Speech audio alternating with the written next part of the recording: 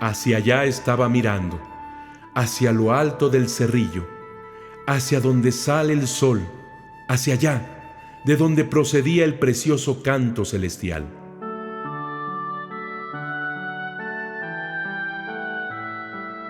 Como hemos constatado, el espacio y el tiempo son muy importantes, ya que se hablaba de hacia lo alto del cerrillo, donde se encontraban los grandes valores, donde se necesitaba realizar un esfuerzo para conquistar la cima, donde se requería disponer el espíritu para alcanzar la cumbre. Si tomamos en cuenta lo que dijimos sobre la importancia de la flor y canto, y el canto de los preciosos pájaros como la verdad divina, podemos confirmar que era una verdad que venía de lo alto, de donde surgían estos preciosos y maravillosos cantos celestiales. Y además, el Nican Mopogua nos habla de que en esa misma dirección estaba surgiendo Tonatiuh, es decir, el sol. Y si recordamos que en 1531 para los indígenas era el año 13 Caña, que como vimos quería decir rumbo de la casa de la luz, Tlahuizcalpa, oriente, y el oriente significaba la región del saber, y si además conjuntamos esto con la idea de la identidad filial de los indígenas de ser hijos del sol, que después de terribles signos de muerte como el eclipse, el cometa y los terremotos, ahora contemplaban el sol de un nuevo amanecer. Es por demás elocuente la unidad y armonía entre lo bueno, las semillas del verbo, que se encontraban en las antiguas creencias indígenas y la fe cristiana. Todo era una nueva creación. De esta manera seguimos constatando la convergencia de todos los elementos para indicarnos que se iniciaba una nueva creación llena de la verdad, de la sabiduría y del amor de Dios, y que esta nueva era se realizaba desde lo más profundo, desde la raíz del ser humano. También es importante tomar en cuenta que Juan Diego tenía como nombre indígena Cuauhtlatoatzin, que significa águila que habla. Y recordemos también que para los indígenas el águila significaba el ave que estaba más cerca del sol, y por ello era el ave que tenía como misión el transportar la esencia de los alimentos que pertenecían al dios sol, los elementos de la vida, el corazón y la sangre, para llevarlos hasta él y alimentarlo. Juan Diego, quien fue elegido para transportar la verdad divina, para ser el mensajero, se vio envuelto en esta nueva creación llena de la verdad celestial. Estaba inmerso en un trascendental encuentro con la verdad y el amor divino, que se transformó en un signo de esperanza vital, algo que se iniciaba en un cántico florido de la verdad y la sabiduría de Dios. Y cuando cesó de pronto el canto, cuando dejó de escucharse, entonces oyó que le llamaban de arriba del cerrillo. Le decían: Juanito, Juan Dieguito. Estando en este arrobamiento, de pronto cesó el canto y oyó que una voz como de mujer, dulce y delicada, le llamaba por su nombre cristiano. Precisamente de arriba del cerrillo le decía: Juanito, Juan Dieguito. En el texto náhuatl es Juantzin, Juan Diegotzin. Es el nombre cristiano, pero al mismo tiempo con su terminación tzin, que para los indígenas se usaba cuando se dignificaba a alguna persona y que se traducía como el diminutivo en la lengua española. Así Juan Diego captaba que le llamaba una mujer que lo amaba, lo respetaba y lo dignificaba. Además, el nombre de Juan nos recuerda a Juan el Evangelista, y quien también escribió el Apocalipsis, donde podemos leer en el capítulo 12, 1: Una gran señal apareció en el cielo. Una mujer vestida del sol, con la luna bajo sus pies y una corona de 12 estrellas sobre su cabeza, está encinta. También nos recuerda al humilde Juan el Bautista, quien fue el mensajero fiel de Dios y quien preparó su llegada. Él es quien saltó de gozo desde el vientre de su madre por el feliz encuentro que se dio con María, quien traía en su inmaculado vientre al Salvador, y saludó a su madre Isabel, y ésta exclamó: «Bendita tú entre las mujeres, y bendito el fruto de tu seno. ¿Quién soy yo para que la madre de mi Señor venga a verme? Porque apenas llegó a mis oídos la voz de tu saludo, saltó de gozo el niño en mi seno». Lucas 1, 42, 44. También se descubre otro importante rasgo de inculturación al ser la Santísima Virgen María quien proclamaba el Evangelio, quien se convertía en una misionera, cuando en aquellos años de 1531 simplemente era impensable una mujer misionera, ya que los evangelizadores todos eran varones y la mujer estaba en los monasterios orando. En México, la figura materna era sumamente importante, ya que en la sociedad prehispánica había menos hombres que mujeres, y era muy fácil captar esto sabiendo que el hombre estaba hecho para la guerra. Eran muchos los que morían o en la batalla o en la piedra de los sacrificios. Por ello, con más fuerza el rol de la mujer era de suma importancia en la organización familiar. De hecho, ocupaba un lugar central en el núcleo familiar, especialmente en la formación de la prole. Los niños crecían teniendo como guía y autoridad inmediata a la madre y no al alejado o ausente padre. Una de las características particulares de la madre mexicana es que si bien era tierna y amorosa, al mismo tiempo era estricta y rigurosa. Así que Santa María de Guadalupe se manifestó exactamente como esa madre cariñosa y tierna, pero a la vez firme y rigurosa. Precisamente un amor equilibrado.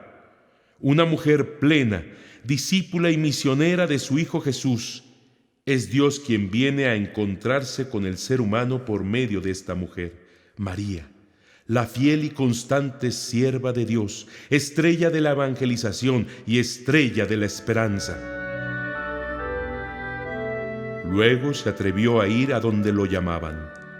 Ninguna turbación inquietó su corazón, ni ninguna cosa lo alteraba. Antes bien se sentía alegre y contento por todo extremo. Fue a subir al cerrillo para ir a ver de dónde lo llamaban. Y cuando llegó a la cumbre del cerrillo, contempló una noble doncella que allí estaba de pie. Ella lo llamó para que fuera juntito a ella. En Juan Diego no había ningún sentimiento de amenaza o miedo al acercarse a esta realidad tan fuera de lo ordinario. Al contrario, el indígena se manifestó gozoso, sin turbación, rebosante de felicidad al responder al llamado que escuchaba, y comenzó a subir al cerrillo.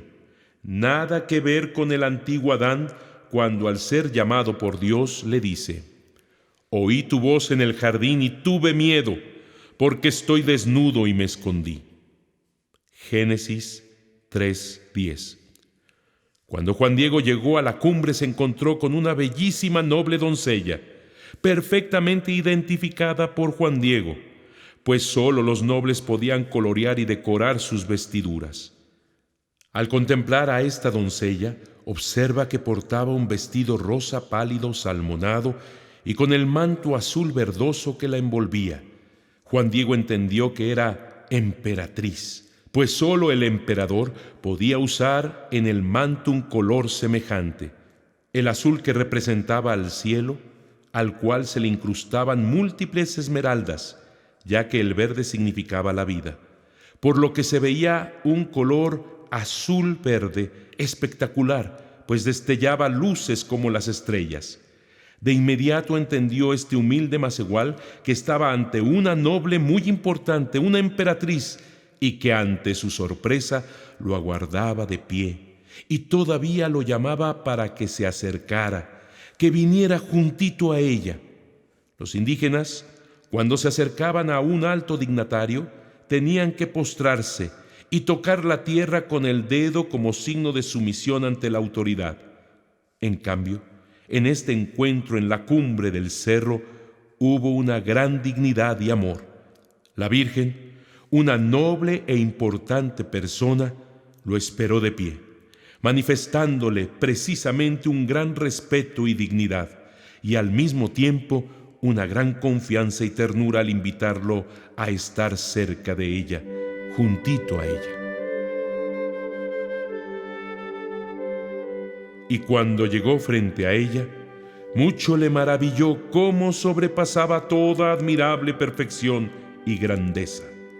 Su vestido como el sol resplandecía, así brillaba, y las piedras y rocas sobre las que estaba como que lanzaba en rayos, como de jades preciosos, como joyas relucían, como resplandores del arco iris en la niebla reverberaba la tierra, y los mezquites y los nopales y las demás variadas hierbitas que allí se suelen dar parecían como plumajes de quetzal. Como turquesas aparecía su follaje, y su tronco, sus espinas, sus espinitas relucían como el oro.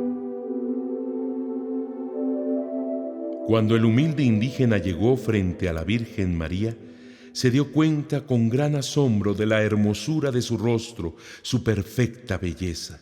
Su vestido efectivamente resplandecía como el sol, brillaba, todo manifestaba la presencia celestial con elementos como el sol, las piedras preciosas, las esmeraldas, las turquesas, los jades, los rayos de oro, la niebla, el arco iris. Todo revelaba la presencia no solo de la Virgen Santísima, sino del mismo Dios.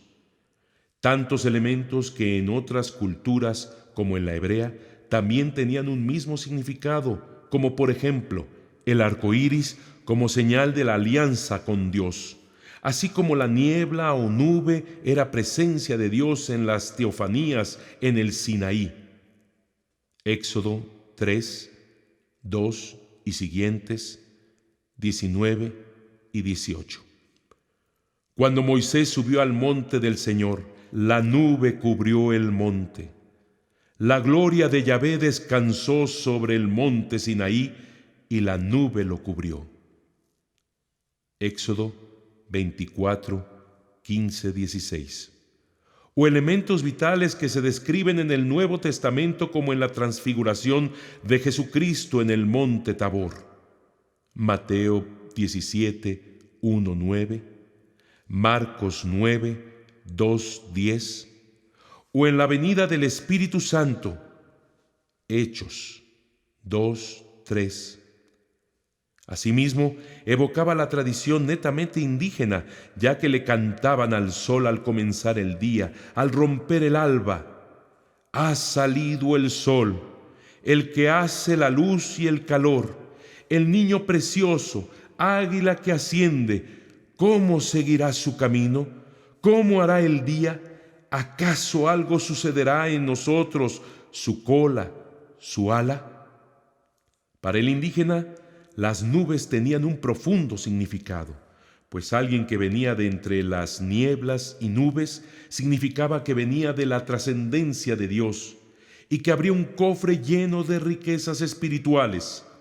Asimismo, se manifestaba como ojos, oídos y boca de aquel que es invisible y que ahora se hacía visible. Esto lo profundizaremos más adelante al describir los elementos importantes de la imagen de Santa María de Guadalupe plasmada en la tilma de Juan Diego, imagen que está rodeada de nubes. Como vemos, todo es una transformación divina, un verdadero paraíso que conjuga elementos tanto bíblicos como indígenas, así como de otras tantas culturas.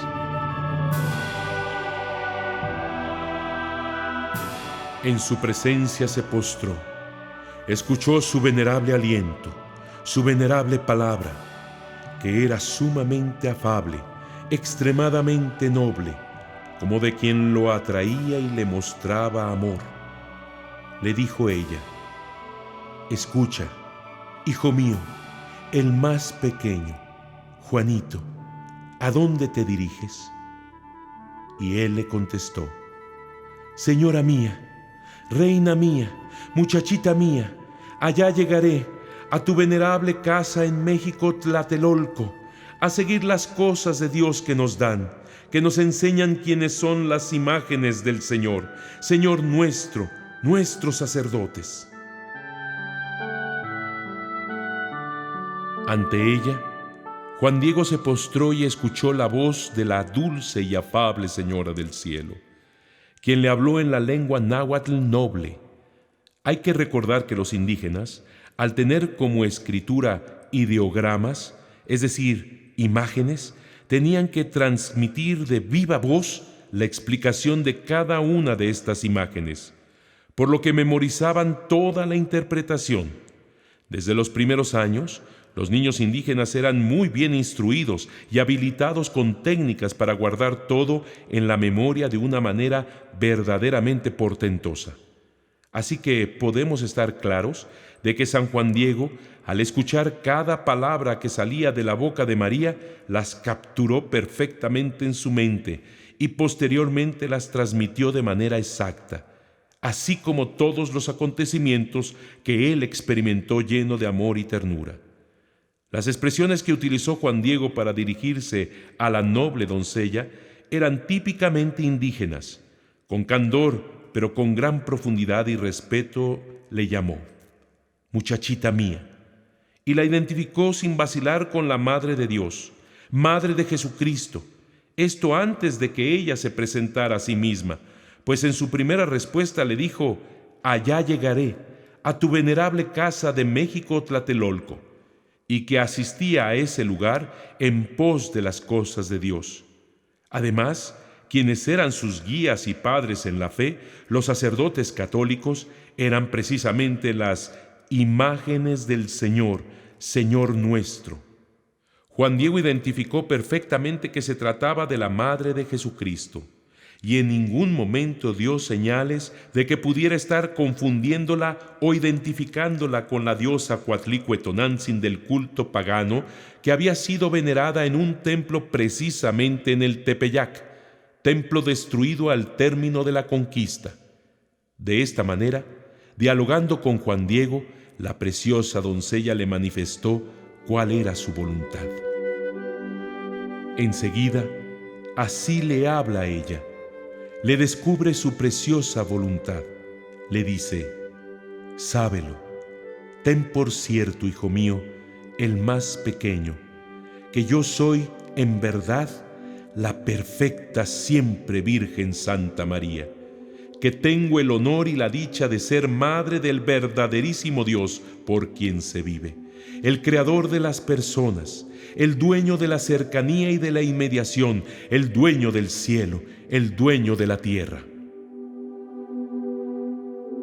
La Virgen María se presentó como algo verdadero y real y utilizó la expresión yo soy en relación con Dios. Es la Inmaculada Concepción, la perfecta siempre Virgen, la purísima y al mismo tiempo la Madre de Dios. En este momento no declaró su nombre completo. Esto sería más adelante, pero aquí vemos que ella expresa su identidad como una gracia del mismo Dios. María utilizó la palabra náhuatl Inantzin, que podría traducirse como madrecita. Sin embargo, en náhuatl, cuando se autonombraba a la persona con el reverencial tzin, significaba que se honraba por la persona a la cual se refería, por lo que la interpretación real sería que tengo el honor y la dicha de ser madre, en este caso, en referencia a Dios. Asimismo, aquí es necesario recordar que los sabios tlamatinime, especialmente de extracto tolteca, ya habían llegado al concepto de un único Dios, Ometeotl, cuyo significado era el Dios de la dualidad, el Dios al que nada se le escapa, el Dios que todo lo comprende, el supremo Dios dual, Ometeotl, que más allá de los cielos da origen y sostén a todo cuanto existe. Los demás dioses no eran sino solo aspectos de la divinidad. Este único Dios es puro espíritu, todopoderoso, omnipotente. La mentalidad religiosa del indígena no llegaba del todo a captar la suprema realidad del único Dios que tiene en cuenta al ser humano, sino que, para la mentalidad indígena, esta suprema divinidad era tan importante, tan impenetrable, tan poderosa y omnipotente, que sin embargo no le preocupaba ni le interesaba lo que sucediera al ser humano, pues los indígenas experimentaban la enfermedad, la ancianidad y la muerte. Por lo tanto, esta divinidad estaba tan alejada que simplemente era imposible tener una comunicación con ella. Era impenetrable, no se le dibujaba ni se le nombraba. Es más, para algunos de los sabios indígenas esta divinidad llegaba a burlarse del ser humano. En los cantares mexicanos, los sabios, con un fatalismo que se encontraba en lo profundo de la mentalidad religiosa indígena, se expresaban así: el dador de vida se burla, solo un sueño perseguimos, oh amigos nuestros, nuestros corazones confían, pero él en verdad se burla. Como también lo reflejaba la meditación del sabio Tecayehuatzin: tú, dueño del cerca y del junto, aquí te damos placer, junto a ti nada se echa de menos, oh dador de la vida, solo como a una flor nos estimas, así nos vamos marchitando tus amigos, como a una esmeralda tú nos haces pedazos, como a una pintura tú así nos borras. Todos se marchan a la región de los muertos, al lugar común de perdernos. ¿Qué somos para ti, oh Dios? Así vivimos, así en el lugar de nuestra pérdida, así nos vamos perdiendo, nosotros los hombres. ¿A dónde tendremos que ir? Por esto lloro, porque tú te cansas, oh dador de vida, se quiebra el jade, se desgarra el quetzal, tú te estás burlando. También hay que recordar que el sabio Netzahualcóyotl, rey de Texcoco, había impulsado entre su pueblo la gran cultura tolteca y había hecho construir un gran templo a esa única divinidad, nombrándola al Dios desconocido. Hay que recordar que Juan Diego era de esa zona, por lo tanto, desde su niñez Juan Diego estaba impregnado de esta mentalidad.